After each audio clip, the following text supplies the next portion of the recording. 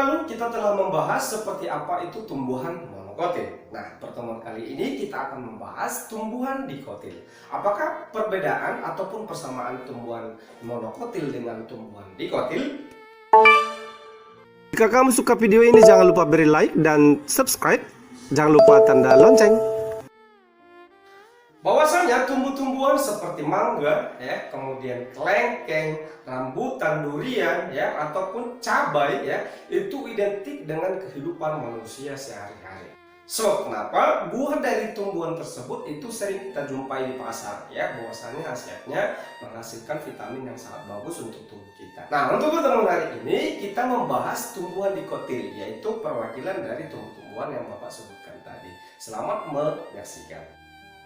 Pertemuan hari ini kita akan membahas yaitu tumbuhan Angiospermae berikut untuk kelas dikotil. Nah, bahwasanya dikotil ini berbeda secara morfologi maupun secara anatomi dengan tumbuhan monokotil. Untuk ciri tumbuhan dikotil, yang pertama itu mengalami yang namanya pertumbuhan sekunder, di mana pertumbuhan sekunder ini merupakan aktivitas dari jaringan kambium sehingga dia nanti membentuk yang namanya lingkaran tahunan, ya, penentu usia daripada suatu tanaman. Nah, penentuan untuk lingkaran tahunan ini nanti akan kita bahas di kelas 11. Nah, bahwasanya satu lingkaran pada batang itu menunjukkan 1 tahun usia tanaman. Selain tumbuhan dikotil yang mampu mengalami pertumbuhan sekunder yaitu tumbuhan Gymnospermae. Kalau misalkan tumbuhan monokotil tidak, karena tidak berkambium. Ya. Nah, berikutnya untuk organ tubuh tumbuhan dikotil, ya, secara morfologi. Nah, untuk akarnya disebut dengan sistem perakaran akar tunggal. Untuk batangnya dia nanti bercabang, ya, kemudian diameternya ditambah besar akibat daripada aktivitas kambium tersebut. Nah, untuk daunnya, daun dikotil itu biasanya menyirip ataupun dalam bentuk menjari. Bedakan, ya. Dan untuk mahkota bunga, ya, untuk tumbuhan dikotil itu kelipatan 2, 4, dan 5. Dan sedangkan untuk bijinya nanti disebut sebagai berkeping 2. Nah, kalau ditanam di bijinya nanti kotilodonnya dia menjadi 2 bagian. Itu untuk ciri daripada tumbuhan dikotil secara morfologi. Oke, ya. Ciri tersebut masih banyak lagi ciri-ciri tumbuhan dikotil sehingga dikotil itu berbeda dengan monokotil, berbeda dengan tumbuhan Gymnospermae. Oke, ya. Nah, baik. Untuk klasifikasi daripada tumbuhan dikotil itu juga sangat banyak, nah, atau beberapa ordo, dan satu ordo itu nanti bisa lebih dari satu famili. Nah, ordo ataupun famili yang kita bahas untuk tumbuhan dikotil itu hanya beberapa yang cukup dikenal, ya, ataupun yang sering muncul di soal-soal, ya, sering dipertanyakan. Seperti apa famili daripada tumbuhan dikotil tersebut? Kamu simak penjelasan Pak Leon berikut ini. Secara umum, ordo ataupun bangsa tumbuhan dikotil ada 13, yaitu ordo Casuarinales, Myricales, Funganglandales, Salicales, Utracales, Piperales, Proteales, Santales, Polygonales, Caryopipilales, Euphorbiales, dan Hamelidales. Nah, akan tetapi tadi Bapak jelaskan tidak semua ordo ini akan kita bahas di tumbuhan dikotil berikut. Yang pertama, ordo Casuarinales, ya, familinya adalah Casuarinaceae. Cirinya tumbuhan berupa pohon, cabang yang mudah berwarna hijau, bunga berkelamin tunggal, jelas buku-buku dengan daun yang amat tereduksi menjadi seperti selaput kecil dan tersusung berkarang, biasanya sebagai tanaman hias. Contohnya adalah Casuarina eucysitofolia. Berikutnya bangsa atau ordo Myricales. Nah, contohnya nanti untuk famili Myracea.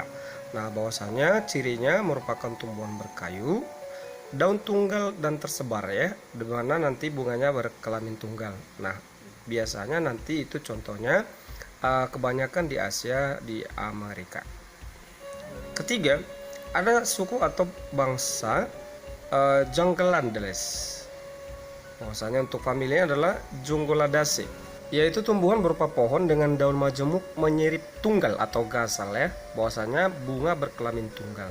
Contohnya adalah jungle species, ya. Berikutnya untuk ordo atau bangsa yang keempat yaitu Vagales. Contoh familinya adalah famili atau suku Betulanaceae. Tumbuhan ini berupa pohon dan perdu, daun tunggal yang berlebar, Kemudian menyerupai seperti lada ya, atau jenis lada-ladaan di sini. Kelima, bangsa atau ordo Salicales ya, contoh familinya nanti adalah Salacaceae. Merupakan tumbuhan berbatang berkayu dengan daun tunggal yang lebar, berumah dua, tersusun dalam bulir-bulirnya. Contohnya adalah Papyrus nigra. Berikutnya Salis alba atau dedali putih. Tahu ya tumbuhannya seperti apa ya? Berikut bangsa atau ordo Caryophyllales. Contoh familinya nanti adalah Amanitaceae. Ini untuk bangsa bayam-bayaman ya, seperti bayam sayur biasa ataupun bayam duri. Tahu bayam duri yang ada di pinggir-pinggir jalan biasanya, di mana daunnya kadang bersifat sukulen, tersebar ya, bunga terdapat dalam ketiak daun atau bunga majemuk. Oke, contohnya adalah Amanita ya, ataupun bayam. Lalu bangsa ataupun ordo Polygonales. Familinya yang dikenal yaitu Polygonales. Tumbuhan ini berupa terna, perdu maupun pohon. Buahnya keras ya, berbentuk pipi dan segitiga. Lalu ordo berikut ada namanya suku atau bangsa Urticales. Nah, cukup dikenal yaitu famili Moraceae, yaitu untuk nangka-nangkaan. Nanti contohnya adalah nangka, cempedak ya, dan sebagainya, yang menghasilkan yang namanya bunga berkelamin tunggal dan biasanya tersusun dalam bunga majemuk. Berikut bangsa atau ordo Urticales. Contoh yang dikenal adalah Cannabaniceae. Nah, untuk ini tumbuhan ini adalah ternak ya. Daun tunggal bertoreh, penjari, duduk tersebar ataupun berhadapan. Bunga berkelamin tunggal dan sifatnya berumah dua. Nah, misalnya ini adalah Cannabisativa. Selanjutnya ordo atau bangsa Euphorbiaceae atau tumbuhan bergetah-getahan ya. Contoh familinya nanti itu Dicopalacenae. Nah, bahwasanya tumbuhan ini berkayu berupa liana ya, daun tunggal bertepi rata, dan nanti dia itu menghasilkan getah-getah. Contoh ordo ini nanti seperti pohon karet ya, kemudian jambu monyet ya, kemudian singkong. Lalu ordo atau bangsa Urticales, familinya itu Urticaceae. Nah, bahwasanya tumbuhan ini seperti ternak ya. Bahwasanya bunganya berkelamin tunggal, daun tersebar dan berhadapan dengan daun penumpunya. Yang menjadi manfaat tumbuhan dikotil dalam kehidupan manusia sehari-hari itu sangatlah banyak. Salah satunya adalah untuk memenuhi kebutuhan papan, pangan, sandang. Oke, lalu di bidang kesehatan ya, di bidang kesehatan untuk ramuan obat tertentu ya, ataupun dalam bentuk obat-obatan dan kosmetik. Selain itu juga digunakan dalam industri rumahan ataupun industri skala kecil maupun dalam skala besar. Ya, nah bahwasanya tumbuhan dikotil ini sangatlah berperan penting ya dalam kehidupan manusia sehari-hari. Oleh karenanya, mari kita rawat segala sesuatu atau tumbuhan yang ada di sekeliling kita, baik tumbuhan monokotil maupun tumbuhan dikotil, karena ya tidak secara langsung ya nanti berpengaruh terhadap kehidupan manusia. Nah, bahwasanya hanya tumbuhanlah yang mampu menghasilkan oksigen ya, di mana oksigen itu sangat dibutuhkan oleh manusia dan hewan dalam hal